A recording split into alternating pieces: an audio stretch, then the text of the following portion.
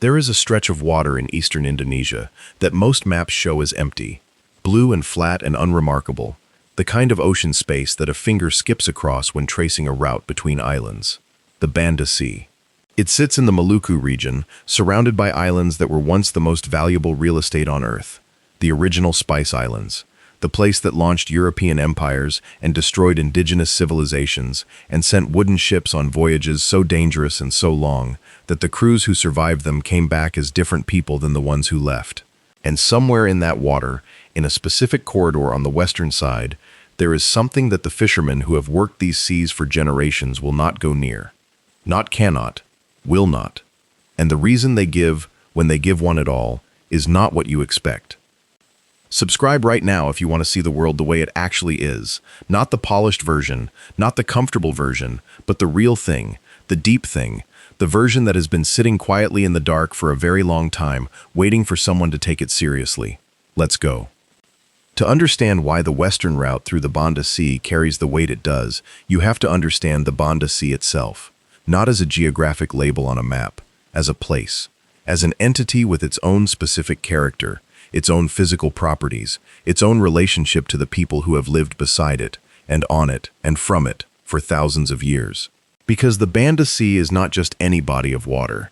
It is one of the deepest, most geologically volatile, most biologically extraordinary, and most historically significant seas on the planet. And almost nobody outside of the communities that live on its margins has any real sense of what it is. The sea sits in the middle of the Maluku archipelago, the island chain that stretches across the eastern part of Indonesia, between Sulawesi to the west and New Guinea to the east, with Timor and the Lesser Sunda Islands marking its southern boundary. It is roughly 470,000 square kilometers, which makes it a substantial body of water by any measure, but its most important dimension is not horizontal, it is vertical. The Banda Sea is extraordinarily deep. The Weber Deep, located within the Banda Sea Basin, reaches a depth of approximately 7,440 meters, which makes it one of the deepest points in the world's ocean system. More than 7 kilometers of water between the surface and the bottom. More than 7 kilometers of cold and pressure and darkness and things we do not fully understand. The sea sits directly over one of the most tectonically active zones on Earth. The collision of the Australian and Pacific tectonic plates has, over millions of years, created a ring of volcanoes and deep-sea trenches and fault lines that run through this region in a density that makes geologists study it like a textbook of everything that can happen when massive pieces of the Earth's crust collide, subduct, crumple, and fracture. There are active volcanoes within sight of fishing villages in the Banda region. Gunung Api on Banda Nera's neighboring island is one of the most active in Indonesia. A near-perfect cone that erupted as recently as 1988, and again in smaller episodes after that, sending lava down its flanks into the sea, and reminding the people who live at its base that the ground they stand on is not stable in any geological sense. The island of Manuk, on the western side of the Banda Sea, is a volcanic island so geologically active that it is almost uninhabited except by seabirds and sea snakes, the latter in numbers that are difficult to comprehend if you have not seen them. The waters around Manuk are known to contain sea snake populations of extraordinary density, thousands of them, species that are among the most venomous in the world, washing in aggregations on the small beaches, writhing in the nearshore water in numbers that early European sailors who encountered them reported with a mixture of awe and visceral terror that comes through clearly, even in the dry official language of maritime logs. But the geology and the wildlife, as dramatic as they are only the physical substrate of what the Banda Sea means to the people who work it. Because the Banda Sea is also a place of human history so deep and so bloody and so spiritually freighted that the water itself, in the understanding of the communities who have lived beside it longest, has absorbed something of what happened on and near it, has been changed by it, is not neutral. Let me tell you about the nutmeg, because this is where it starts, and you cannot understand anything that comes later without it. The nutmeg tree, Myristica fragrans, is native to the Banda Islands, a small cluster of volcanic islands in the center of the Banda Sea. For most of recorded history, these 10 small islands were the only place on Earth where nutmeg and mace, the seed and the aerial of the same fruit, grew in significant quantities. This geographical accident, the confinement of a spice that Europeans had decided was both medicinally miraculous and gastronomically essential to a handful of tiny volcanic islands in the far eastern part of the known world, created a commercial geography of extraordinary consequence. Nutmeg was, at various points in the medieval and early modern period, worth its weight in gold. Worth more than gold in some calculations, a single nutmeg could be sold in Europe for a profit that would keep a laboring family for a year. The tree that produced it grew only here, on these 10 small islands, in a sea that very few Europeans had any idea how to find, protected by wind patterns and currents, and the deliberate mystification of the Arab and Malay and Javanese traders who controlled the spice routes and had every reason to keep Europeans ignorant of where exactly the spices came from. When the Portuguese finally forced their way into the Maluku trade in the early 16th century, they were followed within a century by the Dutch, who were followed by the English, and what resulted from this convergence of European commercial ambition on the Banda Islands was one of the first, and by many measures one of the most complete, acts of colonial genocide in the history of European expansion. The Dutch East India Company, the VOC, under the command of John Pieterszoon Cohen, conducted a campaign against the indigenous Bandanese people between 1609 and 1621 that reduced a population of approximately 15,000 people to somewhere between 300 and 1,000 survivors within a decade. Massacre, forced labor, starvation, enslavement, the burning of villages, the systematic destruction of food sources, the killing of everyone who could not be made useful. The Bandanese were not a passive people in the face of this. There were uprisings and resistance and individual acts of defiance and courage that the historical record has only partially preserved, because the history was written by the people doing the killing, which is how most histories of this kind are written.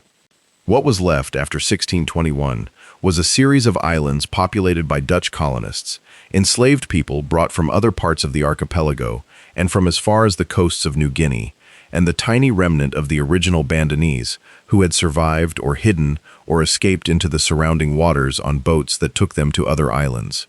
The nutmeg trade continued. The profits flowed to Amsterdam. The islands were worked by enslaved labor for the enrichment of shareholders in the Netherlands, who had no particular interest in the Banda Islands as a place, only as a source of a commodity that Europeans had decided to value. The sea around the Banda Islands absorbed all of this. Not metaphorically, not in the poetic sense in which we say a place holds the memory of what happened in it. In the literal sense, the bodies of the Bandanese who were killed ended up in the water or in the soil of islands that are surrounded by water. The boats that burned were burned over water. The people who fled took to the water. The violence that was done to this place was done in the presence of this water, and this water was the last thing that many of the people who experienced it ever saw. The communities who fish the Banda Sea today are not the same people as the original Bandanese, or rather, they are a mixture of the remnant Bandanese and the people who came after, the enslaved people who were brought here and whose descendants stayed, the Malay and Javanese traders who settled, the Bugis sailors who came from Sulawesi and whose maritime traditions are among the most sophisticated in the world, and in some communities, the very distant mixed descendants of Dutch colonists and local women. The Banda Islands today are a complex layering of historical experiences and ethnic backgrounds and cultural traditions, and what these communities share, among other things, is an intimate relationship with the sea that surrounds them, and a set of beliefs about that sea that reflect its history in ways that are impossible to fully separate from the practical knowledge of how to fish it safely. Now we get to the western route, and this is where things become specific in a way that I think is important to be precise about. The Banda Sea, for the purposes of navigation, has several orientations. Fishermen working out of Banda Neira, the main island and the historical heart of the archipelago, have traditional routes that take them north toward the Seram Sea and the larger island of Seram, east toward the waters around Kai and the Aru Islands, south toward the open waters beyond Timor, and west toward the passage between the Banda Sea proper and the waters around Buru and Ambon, and the deeper stretches that lead toward the Flores Sea and Sulawesi. The western route is not a single lane, but a corridor, a general direction, the part of the Banda Sea that lies roughly between the longitudes of Buru and Manuk Island, in water that is deep and often rough, and where the current systems have specific characteristics that experienced fishermen know, and less experienced fishermen learn the hard way. Fishermen who have worked the Banda Sea for decades, men whose fathers and grandfathers and great-grandfathers fished the same waters, will tell you a consistent thing about the Western route when you press them on it. They will tell you that some parts of the ocean take and some parts do not. That the western sector of the Banda Sea is a taking place. Not in the sense of abundant catch, though the biodiversity of the Banda Sea is extraordinary, and there are species there that occur nowhere else at the same density. Taking in the other sense, the sense that means you might not come back. This could be dismissed as superstition, and some researchers and some educated Indonesians who are uncomfortable with what they categorize as folk belief have done exactly that. But dismissing it as superstition requires ignoring several things simultaneously, and when you stop ignoring them and look at them directly, the picture becomes considerably more complicated. The first thing you cannot ignore is the ocean itself. The western section of the Banda Sea has specific physical characteristics that make it genuinely more dangerous than other parts of the same body of water. The convergence of current systems in this area creates what sailors in many traditions describe as confused seas. Conditions where wave trains from different directions intersect and produce irregular, unpredictable surface conditions that are significantly more difficult to navigate in a small wooden boat than a consistent swell from a single direction. The Banda Sea is subject to monsoon reversals, the shift between the northwest monsoon and the southeast monsoon that drives the seasonal rhythm of life across the entire Indonesian archipelago, and the transition periods, when one monsoon pattern is giving way to another and neither is fully established, produce weather in the western Banda Sea that is erratic and violent in ways that experienced sailors treat with great caution. There are also submarine topographic features in this section of the sea, the edges of the Weber Deep and other deep water structures, that affect surface conditions in ways that are not always predictable from visual assessment of the water. A surface that looks passable can develop conditions over these features that catch a boat in a way that a boat caught in open water with predictable depth would not be caught. The second thing you cannot ignore is the history of disappearances. This is not myth or legend in the sense of being unverifiable. Fishermen have gone into the western sector of the Banda Sea and not come back at rates that the communities living on the margins of this water are acutely aware of. The oral record of specific disappearances, specific boats, specific men, is detailed and specific in the way that matters. Names, families, seasons, approximate locations. The families of the disappeared are known. The circumstances of departure are known. What is not known is what happened. These are not ancient legendary disappearances. Some of them are recent. Some of the people talking about them are widows, and the widows are specific about where their husbands were going when they left. The third thing you cannot ignore is the distribution of the avoidance. It is not uniform across the fishing community. It is not simply that older and more conservative fishermen avoid the western route, while younger and more modern-minded ones use it without concern. The pattern of avoidance tracks the depth of local knowledge. The fishermen who have spent the most time on the Banda Sea, who know it best, who have the most experience with its moods and its variability, are among the most consistent in their avoidance of the western corridor. The fishermen who are newest to the sea, who have the least local knowledge, are the ones most likely to dismiss the avoidance as superstition, and the ones most likely to get into serious trouble when they venture into the area. This is the opposite of what you would expect if the avoidance were purely a cultural superstition with no physical basis. Superstitions tend to be held most firmly by the least experienced and the most tradition-bound. But when it is the most experienced, the most practically knowledgeable practitioners of a skill who are most committed to a particular avoidance, that is information. Now let me tell you what the fishermen actually say is there, because this is the part that most accounts of this topic gesture toward and then retreat from, and I think that retreat is a mistake. The accounts are not uniform. The Banda Sea fishing community is not a monolith, and the specific beliefs of a Bugis sailor from Baru are not identical to those of a Bandanese-descended fisherman from Banda Neira or a Kai Islands man fishing the edges of the area. But there are threads that run through multiple communities and multiple accounts that are consistent enough to be worth taking seriously as a record of something, even if exactly what they are a record of is genuinely uncertain. The most common thing that fishermen who have been into the western corridor describe, the ones who went in and came back, often unplanned, often because weather pushed them that direction or engine trouble forced them in a direction they did not choose, is a change in the character of the water. Not the surface, not the wave height or the current, though those change too, the character, the quality. The fishermen use words in Malay and Bahasa Indonesia, and in local languages that translate approximately as the water that is not friendly, or the water that does not want you, or the place where the sea is looking at you. These are not people describing mild unease or poetic metaphor. These are practical men with practical relationships with the ocean, who use functional language to describe functional realities. And when they say the water is looking at you, they mean something specific by it, even if the specific thing resists easy translation into the vocabulary of non-maritime experience. Some accounts go further. There are descriptions of lights beneath the surface in areas where the depth should make any light source impossible. The Banda Sea is deep enough in its western sector that bioluminescent phenomena, the light produced by certain organisms in response to disturbance or as part of their normal biological processes, can create effects that are striking and disorienting at night, particularly in calm conditions when the surface is dark and glassy and the light sources beneath it are more visible.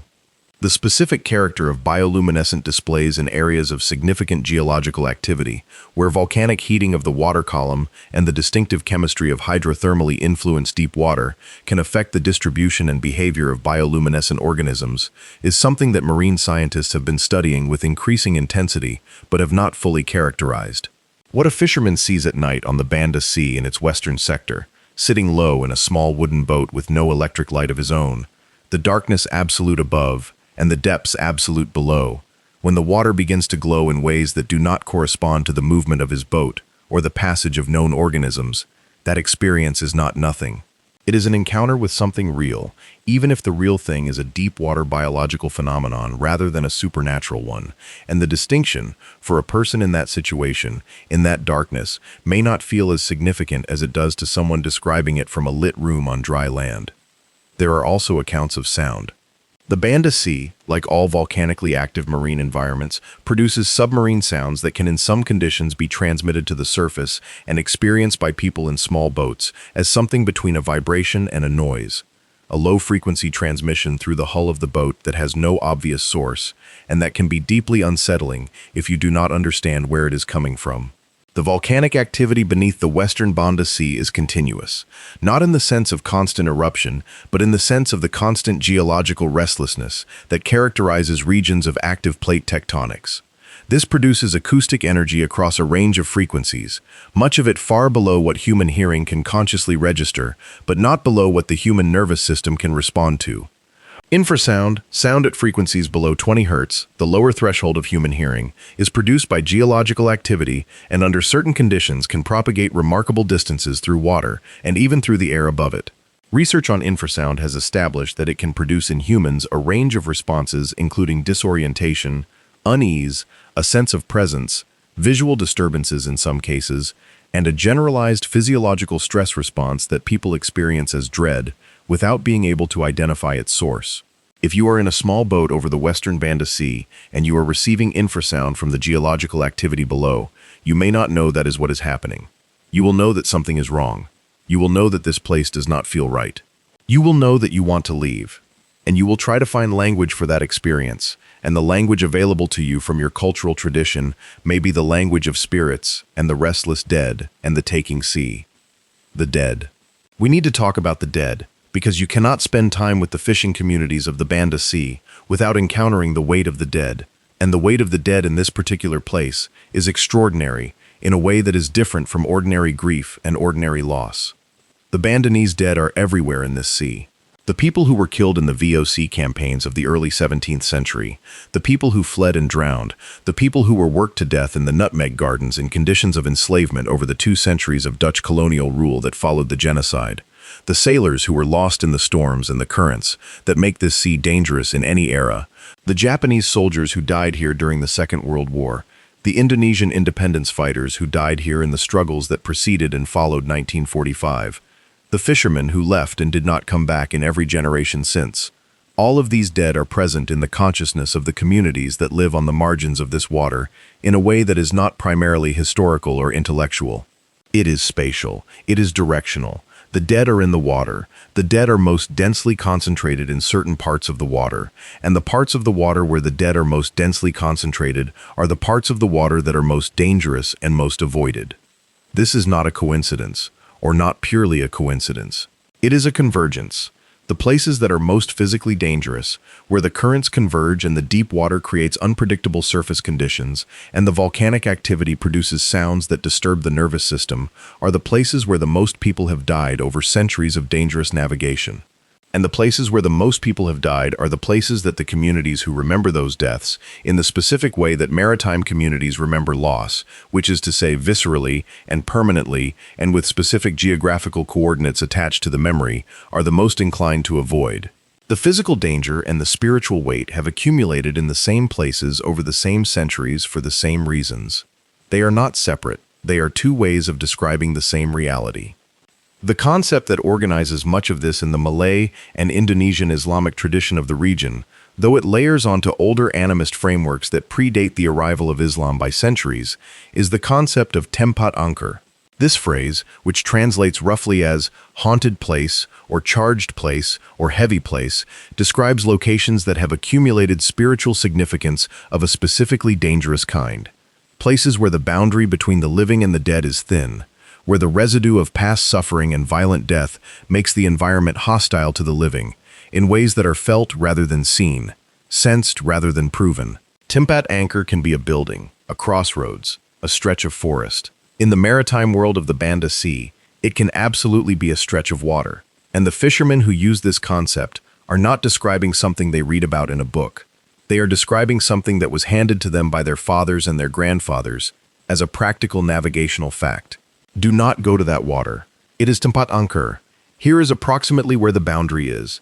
Here is the season when it is worst. Here is what to do if you find yourself there accidentally.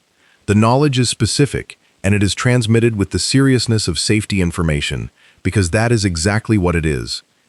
Let me take you to the island of Manuke for a moment, because Manuke is a specific case that illustrates several of these things simultaneously in a way that is almost too perfect.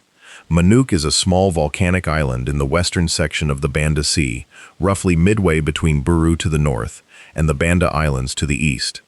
It is active.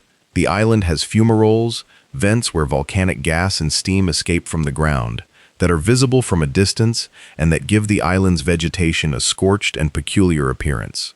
The soil is mineral-rich in the way of volcanic islands, but also chemically hostile in places where the volcanic gases have acidified the ground. The freshwater sources are sulfurous. The island is, for human habitation, genuinely difficult. But the sea snakes. Manuke is famous in the specific circles where it is known for its sea snake population, and it deserves that fame. The seas around Manuke, and the small beaches of Manuke itself, host aggregations of sea snakes, primarily Ipisaurus species, that researchers who have studied them have described with a level of contained professional amazement that in a less restrained scientific literature would read as simple awe. Thousands of sea snakes, moving through the water in densities that give the surface a particular texture, washing onto the beaches in numbers that mean you cannot land a boat without them, entirely venomous.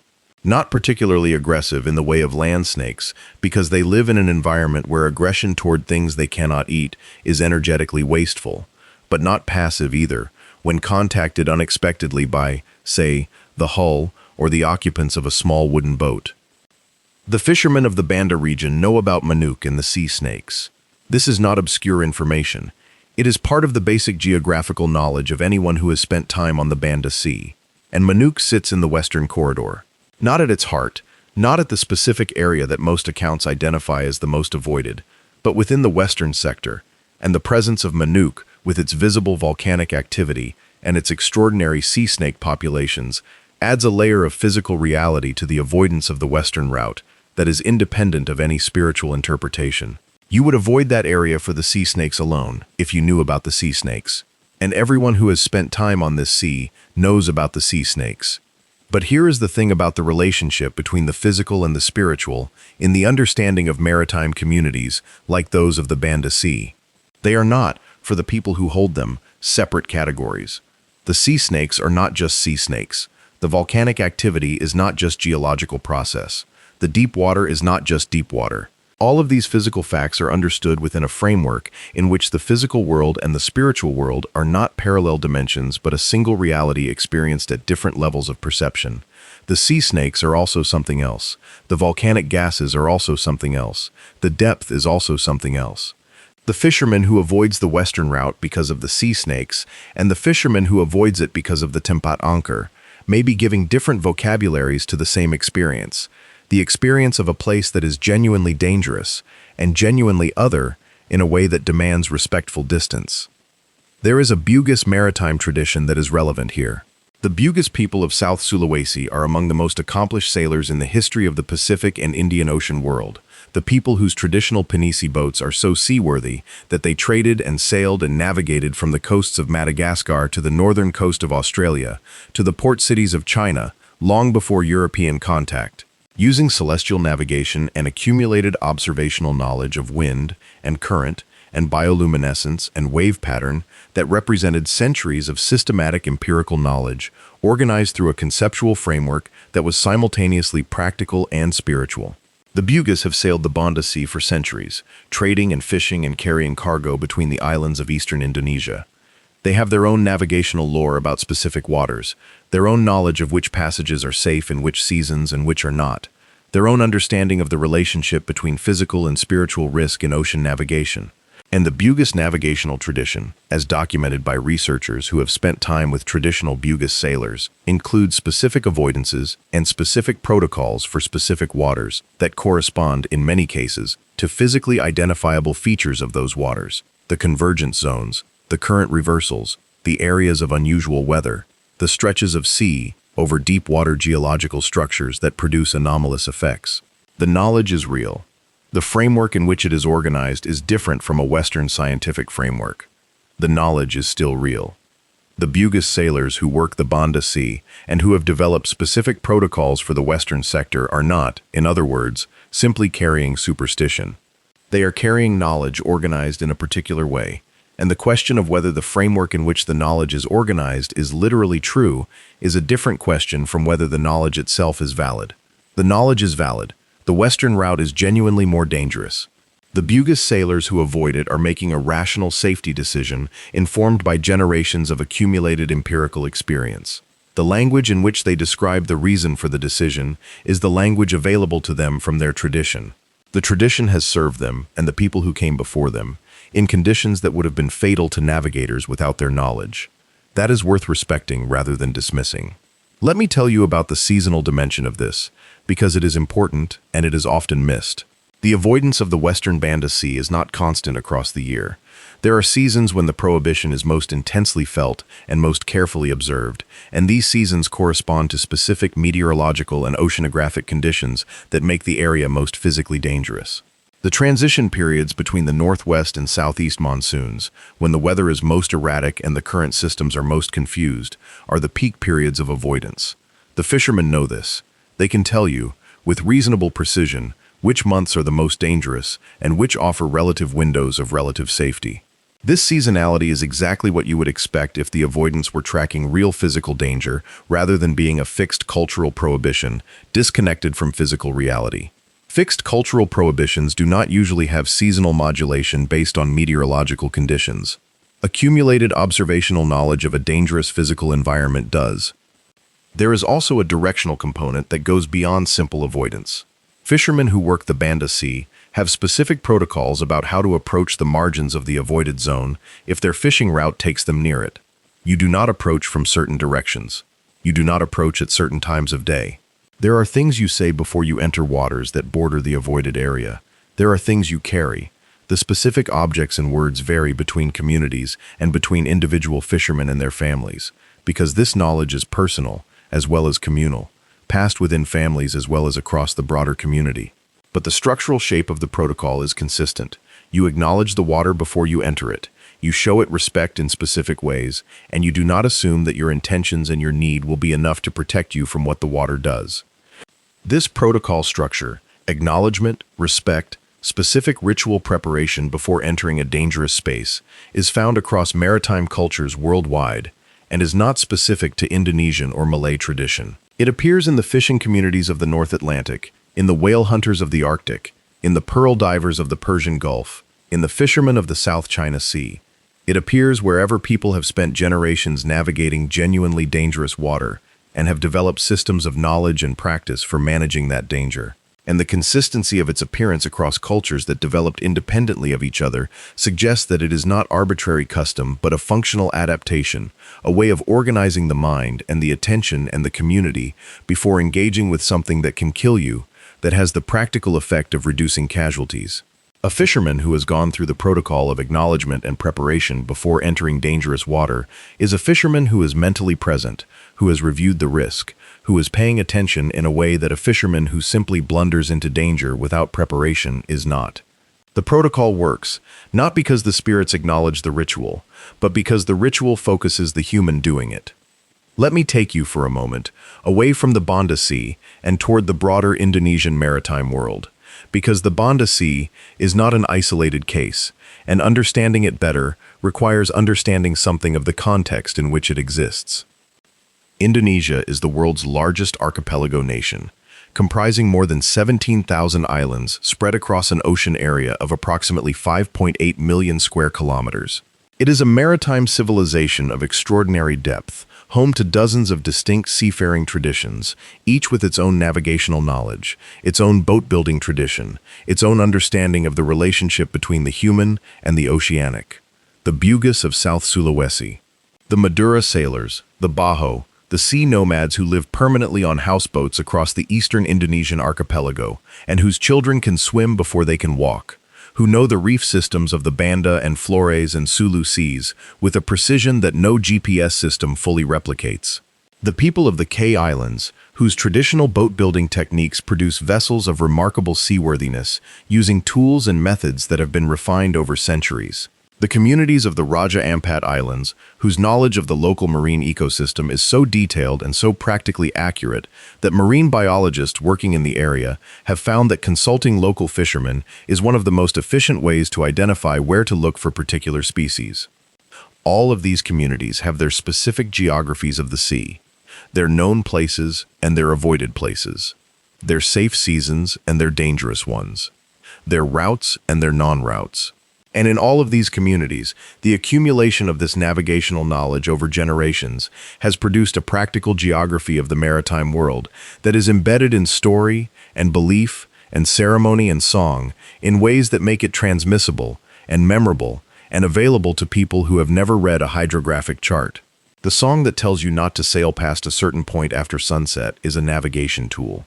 The ceremony that is performed before a voyage is a safety checklist in a different form. The story of the fisherman who ignored the prohibition and was lost is an educational narrative about maritime risk, told in a form that sticks in memory in a way that a statistical table of accident rates does not. The Western route prohibition in the Banda Sea is part of this larger system of maritime knowledge. It sits within a tradition of geographically specific accumulated knowledge that has been tested against the actual ocean for centuries and has survived because it has value. It has value in the immediate practical sense of keeping fishermen away from genuinely dangerous water. It has value in the broader cultural sense of maintaining a relationship of respect and attention between human communities and the marine environment on which they depend. And it has value in the historical sense of carrying the memory of what happened on this water, the memory of the Bandanese, the memory of the violence of the spice trade, the memory of every fisherman who left and did not come back, in a form that is alive and present and actionable rather than archived and forgotten. The nutmeg groves of Banda Neira are still there. They are smaller than they were in the 17th century. The industry is a shadow of what it was when it drove European empires to genocide. But the trees are still there, and people still harvest them, and if you hold a nutmeg in your hand on the island of Banda Neira, a small, hard, round, warm brown nut, you are holding the object that caused one of the most consequential and least discussed atrocities of the colonial era. You are holding the thing that Dutch shareholders in Amsterdam decided was worth the lives of 15,000 people they had never met. And the sea around you is the sea that received the dead and is still receiving them, in the sense that the communities who live on it and from it still think about them and still organize their behavior in relation to them, still pay attention to the weight that this particular water carries, still tell their children not to go that way, not the Western way, not without knowing what you are going into. I want to be honest about what we know and what we do not know, because honesty is the only useful position on something like this. We know that the western sector of the Banda Sea has specific physical characteristics that make it genuinely more dangerous than other parts of the same body of water. The oceanographic data supports this. The current patterns, the weather, the volcanic topography, the deep water features that affect surface conditions, all of these are documentable facts. We know that the Banda Sea has a history of extraordinary violence and human loss that is among the most concentrated and the least acknowledged of any maritime region in the world. The historical record, though filtered through colonial sources and therefore incomplete and distorted in specific ways, is clear enough on the basic facts of what happened here to be beyond serious dispute. We know that the fishing communities of the Banda region have maintained a specific avoidance of the Western Corridor that has been consistent across generations and across different ethnic communities who work the same water. This is not one man's story. It is not one community's belief. It is a convergent tradition with multiple independent sources. We know that this avoidance tracks physical reality in ways that are consistent with accumulated empirical knowledge rather than arbitrary superstition, specifically in the seasonal modulation of the prohibition and in the fact that the most experienced fishermen are the most committed to it. We do not know, and cannot know from outside the tradition, exactly what the fishermen who work these waters experience in the western sector when they find themselves there. We have accounts. The accounts are consistent in certain respects. They describe changes in the character of the water, the presence of lights in the deep, sounds that have no obvious source, a quality of attention from the sea itself that is difficult to describe in language developed for different experiences. These experiences are real, meaning that real people have had them and reported them consistently. Whether they are produced by bioluminescence and infrasound and the physiological effects of volcanic gas in the water and the psychological effects of navigating in extreme conditions, or whether they are something else, something that our current scientific vocabulary does not have good tools for, is a question that I think honest engagement requires leaving genuinely open. The communities of the Banda Sea are not confused about the distinction between what they can verify and what they believe. They are not primitive thinkers who have failed to distinguish physical from spiritual. They are sophisticated people with a long tradition of navigating one of the most complex and dangerous marine environments in the world, who have developed a knowledge system that is simultaneously practical and spiritual, because in their experience, and the experience of their ancestors, the practical and the spiritual are not separate domains. The sea is not a physical system with a spiritual overlay. The sea is the sea, whole and complete, and the experience of it is physical and spiritual simultaneously, in a way that the reductive frameworks of post-Enlightenment Western thought have difficulty accommodating without losing something important. What the fishermen of the Banda Sea are telling you when they tell you not to take the western route is something more than a navigational warning. They are telling you that this water has been in a relationship with human beings for a very long time, and that the relationship has been difficult and violent and costly, and that the terms of the relationship include a certain humility from the human side.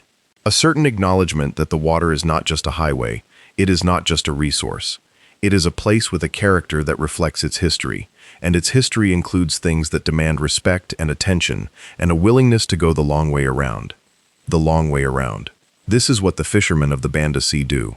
They know the Western Corridor is there. They know it could, in theory, shorten their journey. They know that the modern world tends to value the direct route, the efficient route, the route that ignores the history of a place and treats space as neutral and time as the only cost. They do not take the direct route. They go the long way around, not because they are afraid in a simple sense, not because they believe in a naive or unexamined way. They go the long way around because they understand something that the direct route mentality misses, that not all efficiency is real, and not all shortcuts are short, and not all water is the same water. And the place where 15,000 people died, and where generations of fishermen have been lost, and where the geology is restless, and the deep sea is doing things that we do not fully understand,